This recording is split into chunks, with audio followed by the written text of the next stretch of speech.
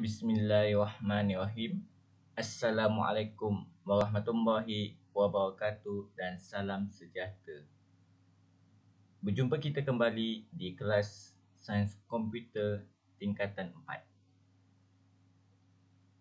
4. Apa khabar semua anak-anak? Cikgu berharap semua anak-anak berada dalam keadaan sihat, sejahtera dan kita semua dijauhi daripada wabak COVID-19 ini.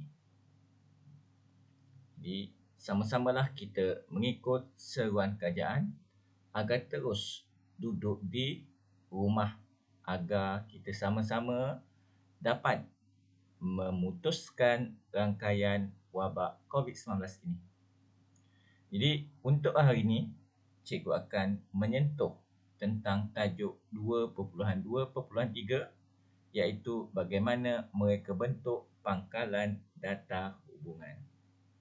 Jadi, sebelum kita mulakan kelas kita pada hari ini, sama-samalah kita membaca doa agar kelas kita diberkati dan dirahmati oleh Allah dan kita anak-anak mudah mendapat ilmu yang akan disampaikan oleh cikgu. Linnabil karim ali wa ashabil kiramil Fatihah. A'udzu billahi minasyaitonir rajim. Bismillahirrahmanirrahim. Alhamdulillahi rabbil alamin. Ar-Rahmanir Rahim. Maliki yaumiddin. Iyyaka na'budu wa iyyaka nasta'in. Ihdinas siratal mustaqim. Siratal ladzina an'amta 'alaihim ghairil maghdubi 'alaihim waladdallin. Amin. Okay, jom sama-sama berdoa. Bismillahirrahmanirrahim. Alhamdulillahi rabbil alamin. Wassalatu wassalamu ala Sayyidina Muhammadin ala asyrafil mursalin wa ala alihi wa sahbihi ajma'in. Allahumma aftah alaina hikmataka wa ansyur alaina min hazaini rahmatika ya arhamar rahimin. Allahumma inni a'udzubika minal hammi wal hazan wa a'udzubika minal azzi wal kasal wa a'udzubika minal jubni wal bukhl wa a'udzubika min ghabalil daini wa qahril rijal. Ya Allah, ya Tuhan yang Maha Pemurah lagi Maha Mengasihani, kami memohon limpah rahmat dan keberkatan darimu atas segala curahan ilmu yang telah Engkau berikan kepada kami. Kami memohon darimu dengan penuh kehambaan, semoga dikurniakan keikhlasan, semangat dan iltizam yang tinggi sepanjang kami menimba ilmu di sini. Semoga dengan ilmu yang kami perolehi ini memberikan manfaat kepada kami dan semua orang lain. Rabbana atina fid dunya hasanah wa fil akhirati hasanah wa qina azabannar. Wa sallallahu ala sayyidina Muhammad wa ala alihi wa sahbihi wa sallam. Walhamdulillahi rabbil alamin. Taqabbalallahu minkum wa minkum taqabbal ya karim. Semoga dengan bacaan doa itu dapat memudahkan dan dapat menerangkan hati anak-anak untuk kita belajar pada hari ini. Okey, jom kita mulakan belajar. Jadi, apa tadi tajuk dia? Tajuk dia adalah bagaimana untuk mereka bentuk pangkalan data hubungan. Okay, jadi, cikgu berharap agar semua anak-anak cikgu telah mengulang kaji kan? Mengulang kaji 2.1, 2.1, 2.1, 2.1, 2.2. Jadi penting tak? Jadi pentinglah kerana apabila awak telah memahami kunci primer, kunci asing, entiti, atribut dan sebagainya, barulah awak boleh mereka bentuk pangkalan data hubungan. Jadi itu pentingnya. Jadi kalau masih tak faham, tak ingat ataupun terlepas kelas cikgu pada minggu-minggu sebelum ni, boleh cari di channel Cikgu Azlul Nizam. Untuk murid yang kali pertama, jangan lupa subscribe sebagai tanda sokongan. Bukan senang cikgu nak bersiaran di YouTube ini. Okey, Kita tengok apa yang pentingnya. Apa yang pentingnya ialah kita melihat apakah pertimbangan dalam reka bentuk pangkalan data. Merah pula. Tak pun nampak kita tukar warna biru. Okey. Cukuplah white dia dua. Okay, jadi pertimbangan dalam mereka bentuk pangkalan data. Yang pertama, data mestilah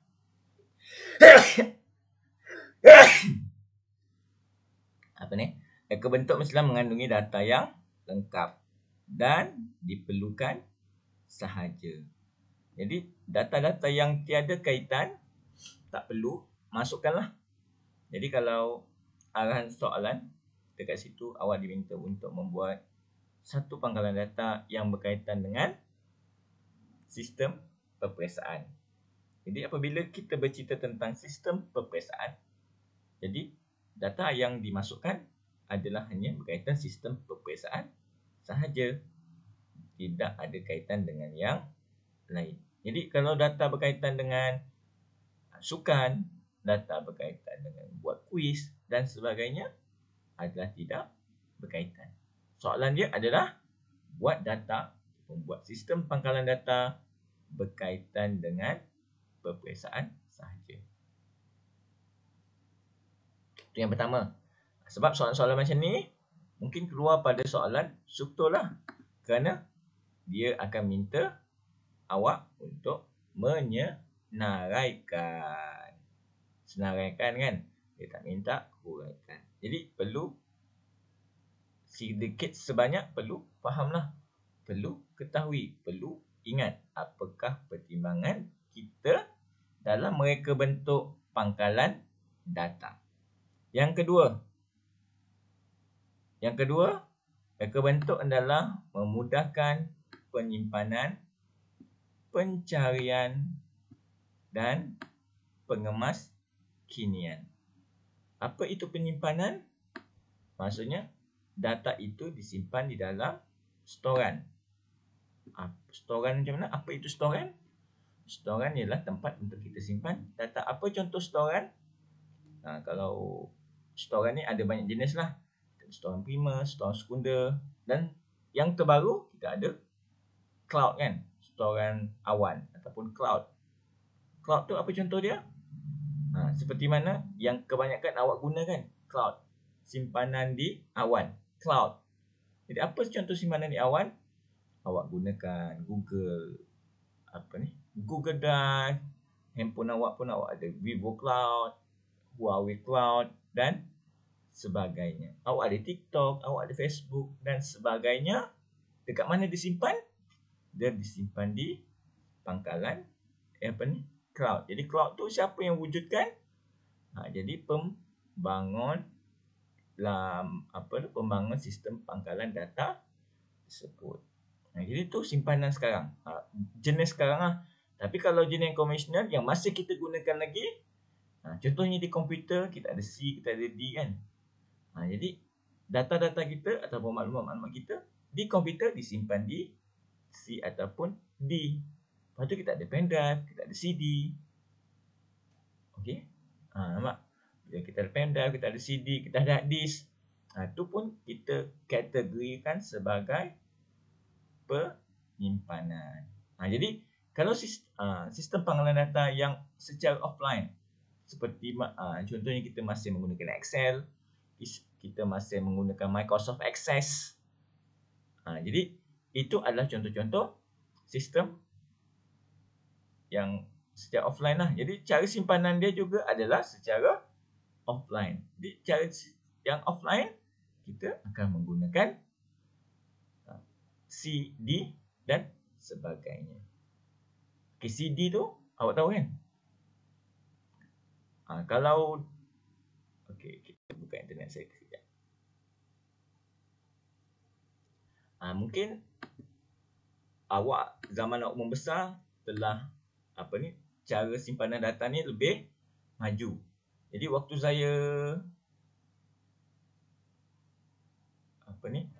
saya membesar, cara penyimpanan data ni masih konvensional lagi. Jadi cara-cara konvensional zaman-zaman saya belajar dulu. Zaman saya belajar dulu lebih kurang daripada saya kecil lah. Saya habis SPM 2002. Jadi masuk sebelum 2002 lah. Saya rasa awak pernah jumpa ni, floppy disk. Apa tu floppy disk? Saya pernah lupa dah idea dia. Okey. Floppy disk ataupun disket. Ni. Tahu kan disket? Ni jarang dijumpa oleh awak sekarang. Ni contoh disket. Ni contoh disket. Berapa saiz disket? Saiz disket 144 MB sahaja. Jadi kalau 144 MB tu, satu PowerPoint pun, kalau saya buat satu PowerPoint sekarang pun dah penuh. Macam mana tak tahu saiz PowerPoint saya? Buka je lah kan. Buka je lah, pergi mana-mana PowerPoint. Allah, saya pakai ni susah sikit. Saya buka. Tak apa, kita pergi sekejap sambil mengajar. Jadi tak adalah awak terkebil-kebil apa yang cikgu cakap ni, floppy disk yang tak pernah awak jumpa. Jadi ni contoh bagaimana kita nak melihat saiz file kita. Dia dah banyak-banyak, dia dah berat lah. Komputer saya ni pun bukan komputer yang power sangat, biasa-biasa je kan. Okey, jadi ni contoh file saya. Saiz dia adalah 11.9 MB. Jadi besar jugalah kalau untuk satu pendrive masih cukup kan. Okey. Tetapi apabila kita buat video dan sebagainya, dia akan memakan saiz yang lebih besar, jadi tak mencukupi. Ni floppy disk. Sama juga macam CD. CD pun awak jangan gunakan sekarang. Nak tengok video, nak tengok apa, awak banyak gunakan search di internet kan. CD pun ada banyak jenis lah. Kalau CD, kita melihat CD tu jenis apa. Contohnya kat sini, nampak ni. Ni CDR. Maksudnya bila CDR ni, CD yang hanya boleh pakai buang saja. Ni, CDR. CD read. Ni for read. Jadi saiz satu CD adalah 700 MB. 700 MB ni besar lah kan daripada pendrive. Pendrive tadi 144 MB. Apa beza dia? Selain tu, kita ada CDR. Lepas tu kita ada CDW. Right. Kebanyakan CD kita ada apa? Lebih pada read lah. Read sahaja. Tetapi ni contohnya kita ada read and write. Maksudnya kita boleh delete apa yang ada dalam CD tersebut. Kebanyakan di pasaran memang jual CD R sajalah. Kenapa dijual? Sebab itu harga yang paling murah. Sebab CD dia punya konsep dia takkan tahan lama kan. Dia calar sikit dah tak boleh baca. Jadi sebab tu kalau tengok kat pasar-pasaran dulu lah. Sekarang saya tak pasti dekat pasar-pasar malam tu ada tak lagi jual CD cetak rompak. Sepatutnya tak boleh belilah sebab dia cetak rompak kan. Jadi tu CD lah. Mungkin sekarang awak jarang gunakan kan CD. Banyak gunakan pendrive dan sebagainya. Jadi kelebihan CD, dia simpan lah. Bila read, kita biasa akan gunakan read lah. Jadi kita tak boleh delete. Jadi file kita takkan hilang. Dia lebih bagus ataupun saiz penyimpanan dia lebih banyak berbanding pendrive tadi. Okey, itu penyimpanan. Lepas tu kita ada pencarian. Cari ni nak cari maklumat lah. Ni contoh nak cari maklumat. Ni kan salah satu konsep pencarian. Ni saya boleh pergi. Maksudnya kita tekan search. Saya nak share kat sini. Kita tekan search. Itu adalah konsep pencarian. Pengemaskinian. Pengemaskinian konsep dia adalah kita tekan save. Bila kita tekan save, kita kemas kini. Kita mengupdate data-data kita supaya lebih kepada yang terkini. Jadi bila yang lebih terkini, itu yang digunakan dalam sistem pangkalan data agar tidak berlaku duplikasi, agar tidak berlaku redundancy, agar tidak berlaku kelewehan atau agar tidak berlaku pengulangan data yang berkali-kali. Jadi seperti mana sebelum ini saya dah terangkan bahawa konsep pangkalan data, kita perlu data yang mempunyai integriti.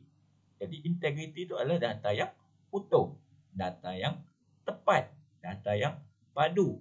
Tiada persoalan tentang data-data tersebut. Jadi pertimbangan-pertimbangan ini perlu diambil kira lah di dalam mereka bentuk sistem pangkalan data, agar dia ada kesemua ciri-ciri ini, iaitu dia boleh menyimpan, mencari dan membuat pengemas kinian. Yang ketiga, mereka bentuk mestilah menggunakan model yang sesuai. Misalnya, model pangkalan data hubungan yang popular. Ada berapa model? Dia ada 4 model. Apakah model-modelnya? Cari balik di buku teks ataupun jika lupa, cari balik penerangannya di YouTube saya. Ada saya letak. Walaupun pada masa tersebut saya tidak mengajar menggunakan YouTube. Saya mengajar menggunakan Telegram Live. Yang kedua. Yang kedua, kita tengok sini, reka bentuk jadual hubungan. Reka bentuk jadual hubungan perlu memenuhi pertimbangan seperti yang disenaraikan di atas. Perkara perlu dilakukan sistematik. Yang pertama, kenal pasti entiti, kenal pasti atribut, kenal pasti hubungan antara entiti dan kekardinalan. Dah cukup semua ni, awak telah kenal pasti entiti, awak telah kenal pasti atribut, awak telah mengenal pasti hubungan antara entiti dan kekardinalan. Melalui EAD, barulah awak boleh menghasilkan set hubungan. Jadi nampak perkara-perkara yang perlu awak kenal pasti. Jadi ni kita tengok contoh. EAD bagi entiti murid. Jadi dekat sini, apa itu EAD? Nama panjang dia Entity Relationship Diagram ataupun jadual hubungan entiti. Dalam bahasa Melayu dia lah, kalau soalan nanti tak silap saya lah, jadual hubungan entiti. Tapi kebiasaannya soalan akan tulis short form EAD. Jadi kalau short form EAD ataupun bahasa Inggeris dia Entity Relationship Diagram, awak perlu faham bahawa gambar raja yang perlu dilukis adalah seperti ini. Yang pertama, murid. Murid ni apa? Murid ni apa nak? Murid ni adalah entiti ke atribut. Jangan salah. Kalau salah dan lupa, kita tengok balik. Mana nota dia?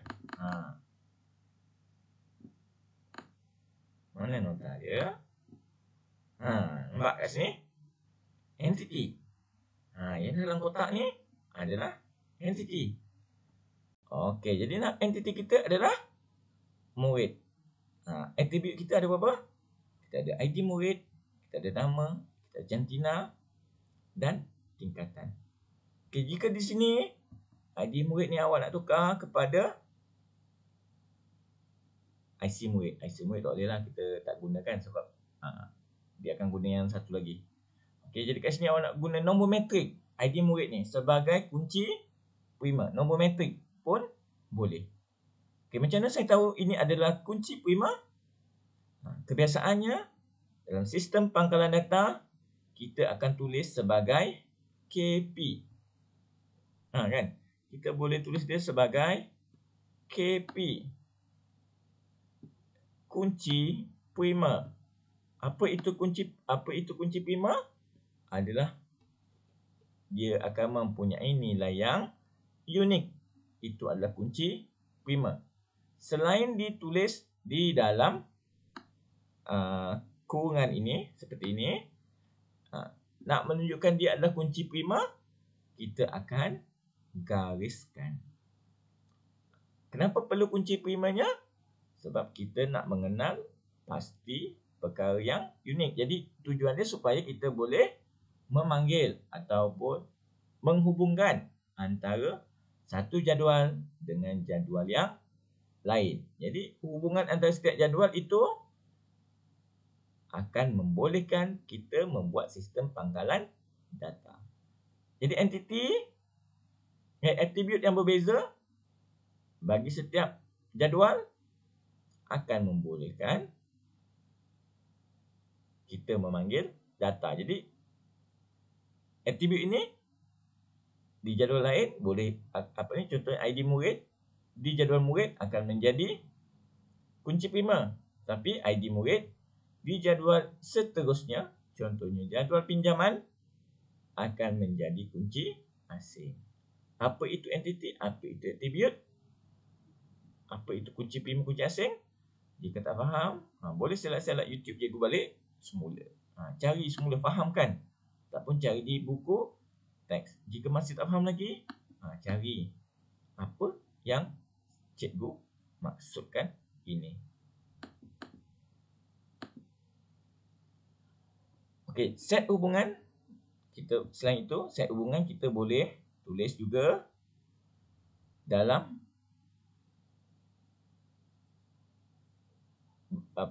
dalam jadual hubungan.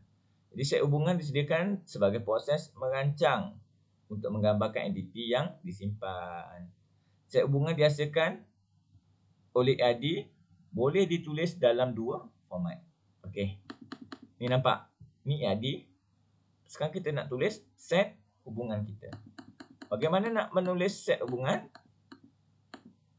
Okey, cara menulis set hubungan kita, yang pertama, kita boleh menggunakan pernyataan teks. Tadi, jangan silap. Tadi adalah IAD. Sekarang kita nak tulis set hubungan. Bagaimana nak menulis set hubungan? Ada dua cara. Yang pertama, kita menggunakan pernyataan teks. Yang kedua, kita menggunakan perwakilan grafik. Susah ke? Tak susah. Sama je. Cuma, awak perlu faham konsep dia. Jika soalan dia kata lukis IAD, tulislah IAD kan. Jawablah IAD.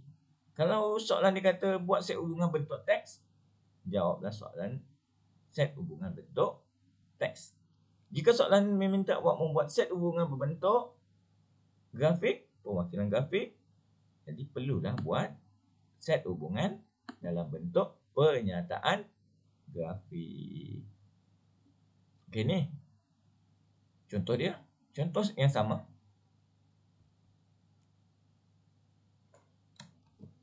Kita ada entiti murid. Kita ada ID murid sebagai KP, nama, janji dan tingkatan.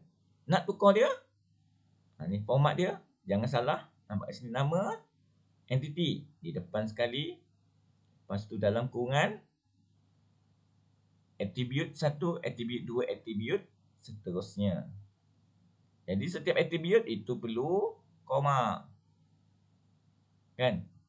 KP perlu ditandakan dengan ni, lebih besar dan lebih kecil di pembuka dan penutup ini.